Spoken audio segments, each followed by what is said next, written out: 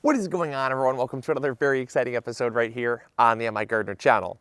So I am absolutely excited for today's episode because we're going to be planting up the rest of our orchard. I already did start, but I started yesterday. It was pretty windy, super cold, and we actually had a cold front move through. That's why I'm still wearing my winter wear. A lot of you have asked me, Luke, when's spring coming, man? I haven't seen you kick out your flip-flops and your Steve Irwin shorts yet. As you saw in the last episode, we were actually at Meijer picking out our fruit trees. We were talking about do's and don'ts for purchasing fruit trees at big box stores. And a lot of you guys wanted to see me plant them and kind of go through a similar do's and don'ts for transplanting and kind of getting your orchard in the ground. So we've done this orchard now. This is our third year of our home orchard. It's kind of been an ongoing project. And I always like to say that, before we get started with that, the first thing I want to talk about is the first don't treat it like a project. Projects are supposed to be kind of finished in one piece. You know what I mean? You start a house project, you would hope to finish that house project. It's kind of one unit, right? Or you start building a deck, you finish building a deck. It's kind of one thing. But a garden and an orchard, as it is on the home, should really be kind of always adapting and always being modified to fit your needs. And that's what I always say. I see a lot of times people say, I want to put in an orchard, right? And I always say, don't put in an orchard. Start an orchard and have like a 2 or 3 year plan based on your family's needs. With that being said though, I want to go over there, get our plants planted up and talk a little bit about spacing and why we have the setup that we have. So the first thing I want to talk about is spacing. This is a huge mistake I see a lot of gardeners making, is putting things way too close together or spacing things way too far apart. On this channel, we talk all the time about high intensity spacing. High intensity spacing, we talk all the time, is a modification off of biointensive farming. It's based on the belief that the traditional farming practices have really done us a great disservice when it comes to the amount of stuff that you can grow in a given space. And so when it comes to our high intensity gardening approach, it does not apply to just vegetables. We talk about it all the time with vegetables, but we've been in a kind of an ongoing mission to apply that also to our home orchard because it does apply. It still applies exactly the same. So you might be wondering, well, how does it apply? How do you do it? Well, you take the basic spacing, the spacing that they would recommend you to space it at, and you divide it by half, and that's all you do. So when it comes to our fruit trees here, they're spaced about 6.5 to 7 feet apart.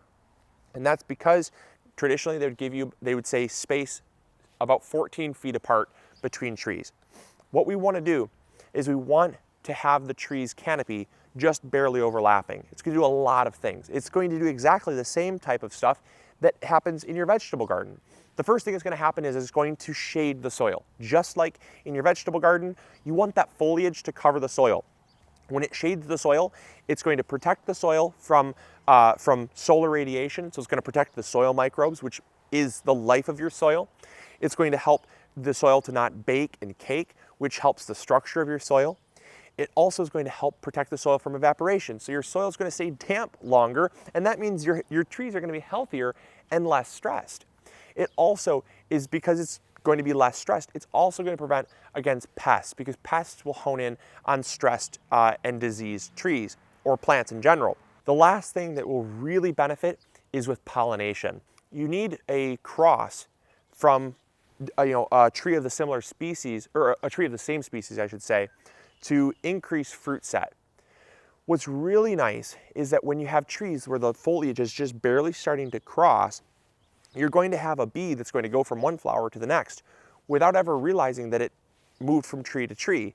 And therefore, you're actually going to have much better fruit set. In fact, University of Purdue, or I guess Purdue University, as it's usually called, Purdue University did a test up in Traverse City with their cherry trees. And they found that the cherry trees that were segregated had 25% less production than ones where the foliage was touching. That's a lot when it comes to overall production. And that's why when you see fully mature orchards, they might be in rows, but the trees, they allow the trees to touch each other because it really helps with production. Now, the final thing you might be wondering to yourself is, well, when they're touching and they're crossing, aren't they going to get really crowded for sunlight and a lack of airflow, which can lead to disease? And the answer is yes, it could, but based on our tree selections, it won't. And that's what's really nice, is that in the back row, you'll see the back row is all fully mature trees. Those were actually purchased 3 years ago with the expectation we were going to get them to about 10 feet tall and then stop them from growing. Those are not semi-dwarf or dwarf trees. They will grow as tall as you let them get. So we've capped them at about 10 to 10.5 feet so we can harvest from the ground level. But these trees here in this row, they are actually known as a semi-dwarf. And a semi-dwarf is grafted onto a rootstock that only allows it to get about 5.5 feet tall. So the trees in the back row are going to be about 10 to 11 feet tall at most. These are going to be about 5.5 to maybe 6 feet tall at most. And therefore, there will be a gradient. That's going to be a great thing for sunlight, because as the sun rises in the east, it's going to cast first the light on the shorter trees, but also the bigger trees. Instead of having these trees be big as well, if these were large and these were 10 feet tall, you'd have a really large shadow cast on the trees in the back, and that could prevent fruit from ripening adequately. It could make your fruit kind of tart or bitter because it doesn't generate the sugars that it would normally.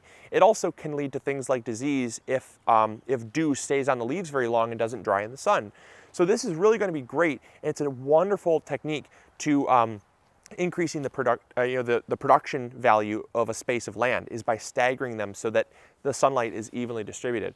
And then finally, the same thing goes with disease when it comes to lack of airflow. Because they're on a different plane, the foliage is much lower on these semi-dwarf trees than it is on our fully mature standard regular trees.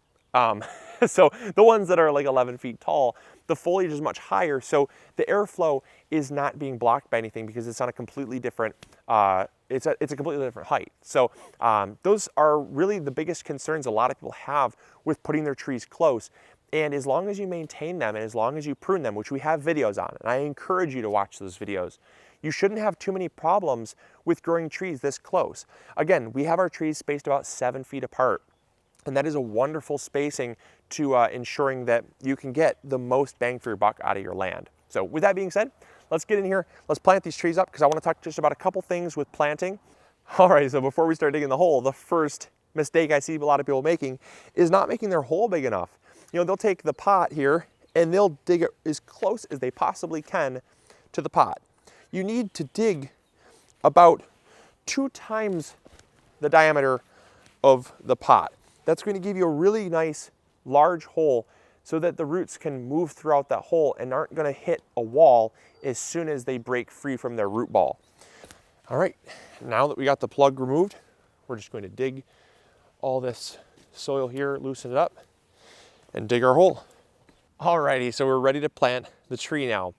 The next mistake I see a lot of people making when it comes to planting is when they take their tree, come on out here. They take their tree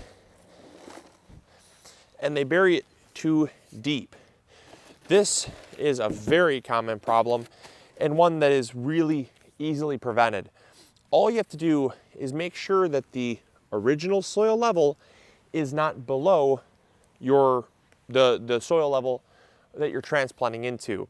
Because what's going to happen over time is water is going to move towards the base because water moves to the lowest point naturally. And if that lowest point is the base of your tree, it's going to cause trunk rot. And that's one of the fastest ways for you to lose your tree and have to start all over again. The next thing that's going to happen is over time, soil is also going to move in and it's going to start to actually backfill against the base of the tree here. And because these are, remember, these are grafted trees, they're grafted to a rootstock. What can happen is the tree that you're growing can set roots. Instead of the rootstock growing the tree, this part of the tree can actually grow roots. And you start to get growth habits that are not what you'd expect. Rather than a semi-dwarf, you might end up with a fully, a fully grown tree that's 40 feet tall because it's overtaken the rootstock, which is selected for certain traits. It could be hardiness, it could be disease resistance, it could be shape and size, which is generally what it is, but it could also be things like yield. So you never want to risk backfilling soil onto onto the actual trunk any higher. So, and then the final thing when it comes to filling in the soil, when it comes to backfilling, is I see a lot of people doing this, and it's probably one of the biggest mistakes I see people making, is besides putting it too low, you're backfilling with compost and fertilizer. Do not backfill with compost and fertilizer. Any experienced arborist will tell you, and when I was going through the Master Gardener's course, this was the thing they stressed the most, is that if you backfill with compost and fertilizer, the roots will actually be far worse off than just using the native soil. And that's because the native soil is what you want the roots to eventually move into. But if they're not encouraged to move into that native soil because you amended the hole with really good rich compost, the roots are not encouraged to go into lesser quality soil. So what you want to do is just backfill with the original soil that was there. And it's going to be far better off. And what you want to do instead is amend the surface of the soil with things like wood chips, compost. You can even do that with fertilizer. But amending the soil as a whole will actually change the physical soil quality that will make it better for the roots to then be encouraged to move out. But don't amend the hole. Do not do that. That will certainly end up with a really anemic plant over time, because what will happen is as soon as the roots have extinguished all of the nutrients and taken up all of the really good soil, they won't be encouraged to move throughout the rest of the soil, and you'll end up with a stressed plant, especially in summertime. And that's why a lot of gardeners end up with a tree that doesn't seem to grow very fast, or puts on a lot of growth right in the beginning and then completely stops, and then it ends up dying later on in the summer or doesn't make it through the winter because it doesn't get established well enough. So, all right, we're gonna get this backfilled, and then I'll talk about the final thing, which is staking. All right, just wrapped everything up. Now it's time to get serious. We have to talk about staking. So on a daily basis, I get asked about staking trees. Should you stake? How should you stake? And how long should the stakes be in the soil for? The answer is I never recommend staking. Staking is one of the worst things you can do for your fruit tree. It actually makes an overall weaker tree, because staking, what it does is it prevents the tree from swaying. When a tree sways like this, it actually strengthens the stem and strengthens the branches, which are the things that hold the fruit. If you have a heavy fruit yield, sometimes the branches are so weak, it'll break just under the weight of the fruit. Let alone getting a heavy rain, which adds weight, water weight to the leaves, that can sometimes break branches. Or, God forbid, you actually have a strong wind come through, that plus heavy fruit yields is almost inevitable that you're going to end up with broken branches and lost fruit yield. So when the tree is young, let it sway in the wind. The only thing staking does is support the tree to prevent it from shifting in the soil. There's a very simple solution to that. When you're backfilling, take your foot and just gently tamp down the soil. What that's going to do is it's going to remove any air from the soil, which would settle naturally. And that's what can cause shifting in the soil, and that's what can cause the tree to kind of slant over time and kind of tilt and lean. But if you tamp it down as you backfill, it's going to actually fill in around that root ball, prevent the root ball from shifting in the soil, and you're going to have a totally straight and very structurally sound tree. So I really hope that you liked this video. I hope you enjoyed it. I know it's longer than our average videos, but there was so much information in this video that I had to get out to you guys, because I see so many mistakes being made, and I just don't want to see them being made, because it really is something that, once you have planted a fruit tree, it is there for the foreseeable future, for decades and centuries. That tree will be there if it's not removed, or assuming it doesn't die. So you want to make sure that you do it right the first time, so that you can reap the rewards for years to come. So I hope you guys enjoyed. I hope you learned something new. If you did, make sure to give this video a huge thumbs up. Really helps spread this video around to other people that could use the information. And also make sure to comment down below and let me know other things that you'd like to see when it comes to home orcharding and videos pertaining to that. I'd like to know to gauge kind of future content. So as always, I hope you guys enjoyed. I hope you learned something new. We'll catch you all on tomorrow's episode. See ya. Bye.